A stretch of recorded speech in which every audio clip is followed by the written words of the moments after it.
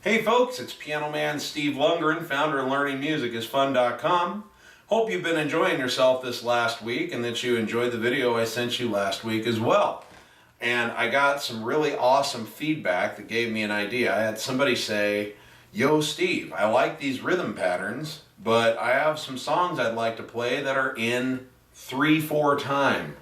They're counted in 3, not in 4. Can these rhythm patterns work for that?" And the answer is no. Those rhythm patterns are designed to be in 4. And I thought, boy, you know what? I probably should share with you a rhythm pattern or two that you could employ over a waltz or a 3/4 pattern. So that's what we're going to do. I'm going to switch over to over the piano view here momentarily, and I'm going to show you a really awesome, simple, actually 2 techniques. I'm going to show you a really simple one for waltzes and a variation that you can use, and I'll talk about some of the different songs you can do with them. But off the top of my head, you know, Can I Have This Dance for the Rest of My Life, Piano Man, Annie's Song, Tennessee Waltz. There's a lot more, and I'll think of them by the time I have these over the top, but some pretty heavy artillery. So I look forward to giving you that information in just a moment. I will see you in a second over the piano keys. Hey folks, once again I have to marvel appropriately at the video editing capabilities of my software. I'm just so amazed that I'm able to do this. Okay, but enough of that. We're going to look at these waltz patterns here real quick. First and foremost, most waltz patterns are, you feel it kind of what I'd say in 1, even though it's in 3. So it's like 1, 2, 3, 2, 3, dun, da, da. Notice how there's kind of a, if you're in 6/8, you feel it in 2. So 1, 2, 3, 4, 5, 6, 1, 2, right? But when you're in 3/4, you're really thinking, I know that you're counting 1, 2, 3, but there's a real emphasis on that downbeat. 1, 2, 3, 1, 2, 3, 1, 2, 3, 1, 2, 3. Okay? So that's what we want to capture in our rhythm pattern.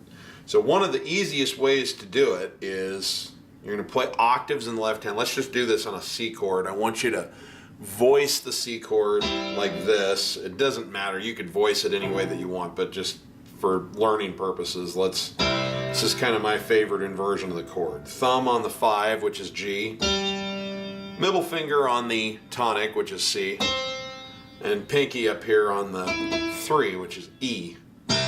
Okay? So what you want to do is you want to come down on that downbeat with your left hand, and it's kind of a held note, like 1, 2, 3, 2, 3, 1, 2, 3, 1, 2, 3. 2 and 3 are going to be quarter notes played on this chord here. So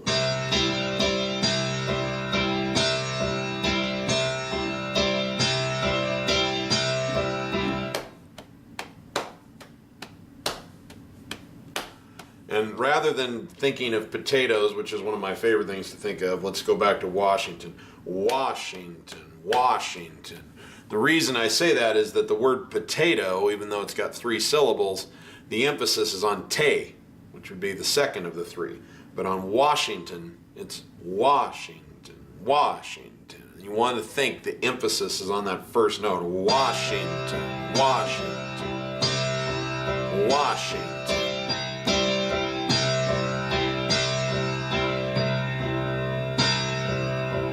Okay, now this is good for things like so. Watch what you can do with this. So any inversion of a chord,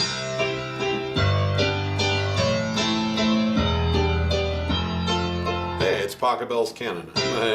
Anyway, but you just plug it into whatever chord. If there's an odd bass note, for example, you just play the bass and play the chord over the top of it. Boom, chop, chop, boom, chop, chop. So this is good stuff like, it's 9 o'clock on a Saturday. The regular crowd shuffles in. There's an old man sitting next to me, making love to his tonic and gin. You know, piano man. Sing us the song, you're the piano man. Okay, so that's hugely useful there. But you can also do, could I have this dance for the rest of my life? Would you be my partner every night when we're together? Or, let me see here. You fill up my senses like a night in a forest, like the mountains in springtime, like a walk in the rain, like a storm in the day. You know, I was walking, da da da da, da da da da da da da. I don't know the words to Tennessee Waltz, but da da da da, da da da da, da da da da da da da da da. Christmas carols, silent night, holy night, all is calm, all is bright, or away in a manger, no crib for a bed. Da da da da da da da da da. Okay, so very, very useful for all kinds of stuff like that. Another variation would be to think of it in 6 count phrases, meaning 2. You go 1, 2, 3, 2, 2, 3. Okay. Some country waltzes are going to be like that, and what you can do is keep it so 1, 2, 3, and then alternate back and forth between the 1 and the 5 on your left hand, the same way you would on if you were doing this, except it's so like C to G with a C chord, then F, then G. So in other words, like we taught in the video from last week, I think it was last week, one of these times recently, you're playing the tonic, then you go down to a 5, you play the tonic, go up to a 4. See what I mean? So it's like you're always going in that scale. So you're always playing 1, then to 5, then to the 1, to the 5 of that 1. So G, C to G. If you go to an F chord, what's the 5 of F? 1, 2, 3, 4, 5 to a C, okay? And in G, what's the 5? 1, 2, 3, 4, 5. So it's G to D.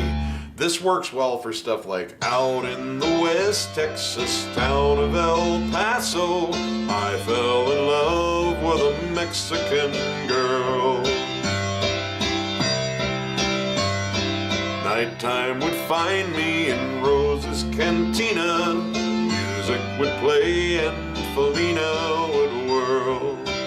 Okay, another one that comes to mind for me on this would be like, I, Calypso, the places you've been to, things that you've shown us, the stories you tell.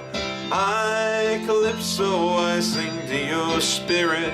You wouldn't have to use the country version, but just this rhythm pattern works for that stuff. All these waltzes. And then there's another version of this that you can do rather than just go. You can actually also take this chord, okay? And what you want to do is play the full chord, or rather just the top half of the chord. In other words, the top part of your hand, and play chord, then toggle down to your thumb and back up.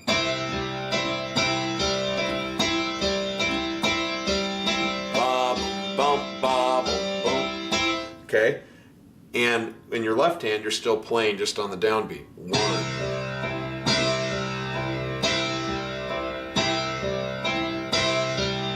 So, you know, like, you fill up my senses like a night in a forest, like the mountains in springtime, like a walk in the rain,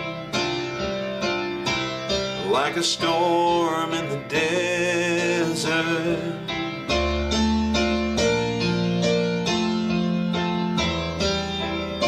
It's just an alternative. It's not better or worse than the other one. It's just, what's nice is that when you know a couple different ways to play these kinds of rhythm patterns, you can move in and out of them for a little extra feel. So if you're playing Piano Man, you might, you know, 9 o'clock on a Saturday, keep it like this.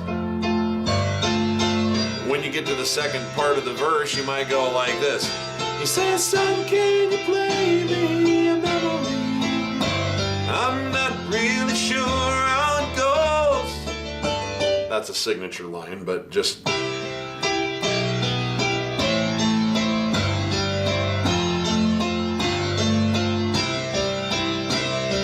Then back to this. La la la da da da. La la la da da da.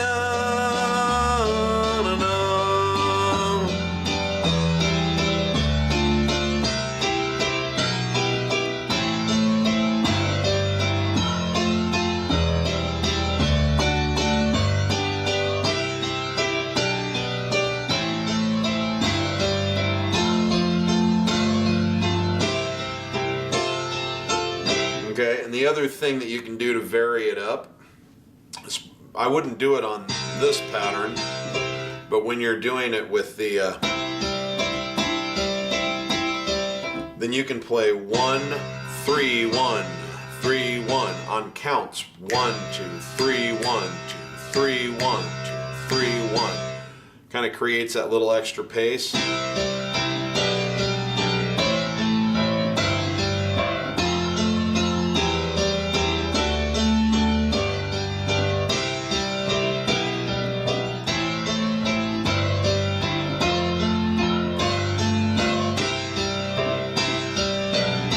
Okay, so just another thing that you can do. Again, the beautiful thing about this is that you get to choose in the moment which one you want to play, and there are no wrong answers. There are only things that you like better than others. And that's something that's really, really important to me in music, especially in popular music, is that we have to get past the notion that there's a right way to play it and a wrong way to play it. What there are an infinite number of ways to play it, and you get to decide yourself which one you like. Doesn't make it right, just it's the one that you like.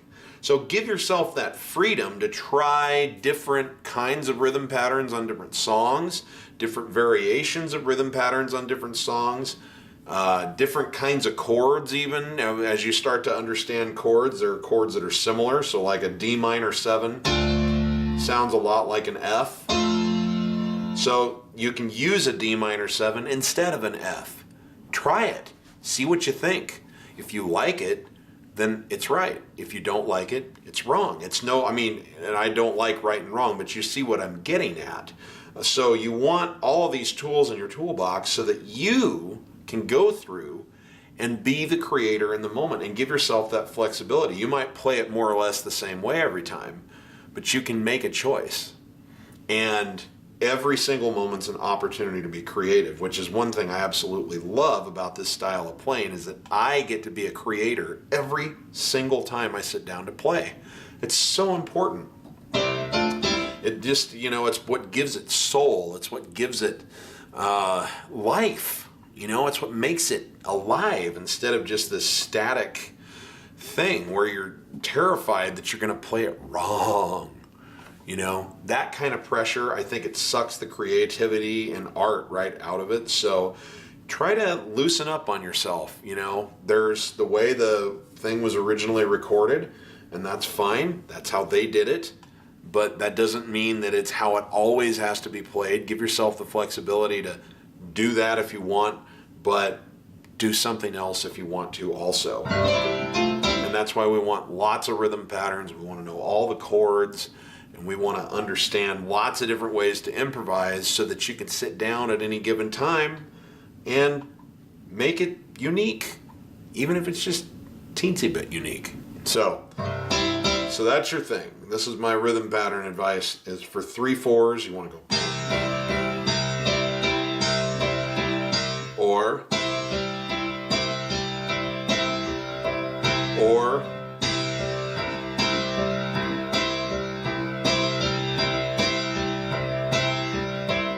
so really cool stuff. Works on just about every waltz you'll ever find in your life. And again, remember, the country one is just same thing here. Ba, bum, bum, ba, bum,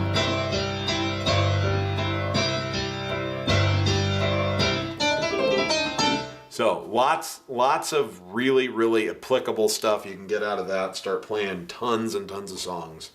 Just listen for that good old waltzy 3/4 thing and you are there. So, all right, I'm going to get out of here, but remember my prime directive: if you're not having fun when you're making music, you're doing it wrong. I hope you've enjoyed this complimentary lesson, and don't forget that I have many oodles more lessons like this inside the members area, and I'd love to have you join Learning Music is Fun and go even farther and deeper with me on this process, and maybe we can together take you to a place of greater joy, greater fulfillment, and greater precision and implementation of your favorite music the way you always wanted to play it. Okay, I'm going to get out of here. Thanks so much for tuning in. This is Piano Man Steve signing out.